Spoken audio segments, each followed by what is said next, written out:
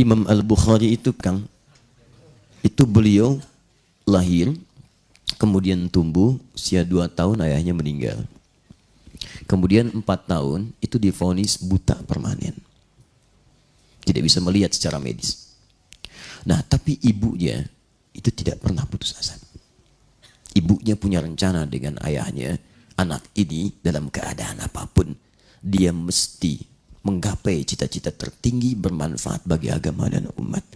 Maka sepeninggal ayahnya, ibunya meneruskan cita-cita itu, dikuatkan dengan doa, perjuangannya berikhtiar sebagai single parent.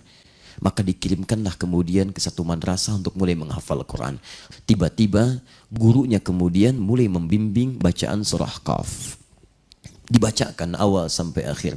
Begitu selesai, hanya iseng gurunya kemudian menguji. Man hafidh? Siapa yang sudah hafal? Di antara sekian murid itu bahkan yang senior, tiba-tiba anak kecil yang tak melihat ini mengangkat tangan dengan lugunya dan dengan bahasa yang paling jujur di hatinya dia berkata, hafidtu ala dhahri qalbi.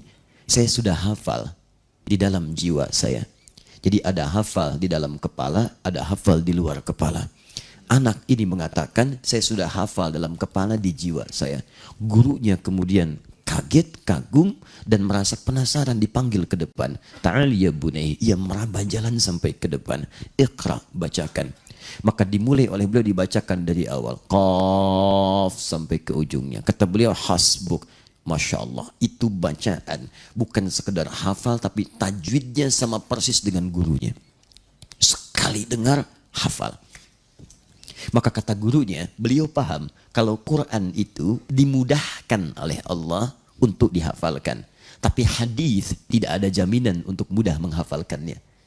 Quran dijamin. Quran surah ke-54 ayat 17, ayat 22, ayat 32, ayat 40. 4 kali jaminan dalam Quran kemudahan menghafal Quran. Mudah. Makanya Quran itu satu-satunya di muka bumi yang karena jaminan Allah semua bisa menghafalkan. Mau anak kecil, dewasa, disebut tua, disebut muda, disebut tidak melihat, disebut melihat, dia berpotensi untuk hafal. Bahkan ada yang disebut, maaf, sarafnya terganggu, itu bisa hafal Quran. Teman-teman, kisahnya tidak berhenti di sini. Kata gurunya, Ananda dari sekarang minal an tadrusul hadis. Kamu belajar hadis. Karena melihat bakatnya tinggi, begitu pulang ke rumahnya bertemu dengan ibunya. Umi, dikisahkan.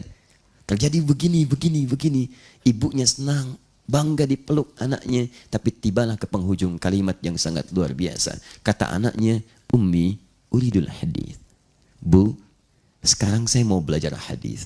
Ibunya melihat anak ini masih dini, punya keterbatasan dalam penglihatan. Kata ibunya, ya bunayya iktafi bil Quran thummal hadis. Nah, supaya nggak capek, Quran dulu baru hadis.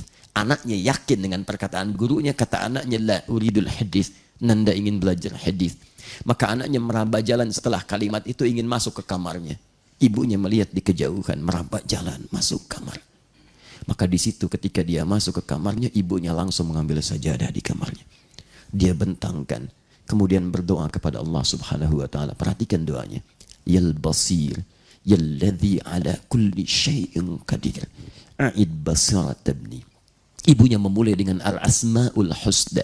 Ini petunjuk di Quran surah ke-17 ayat 111. Qul Allah awid ar-Rahman ayyamma tad'u falahul asmaul husna.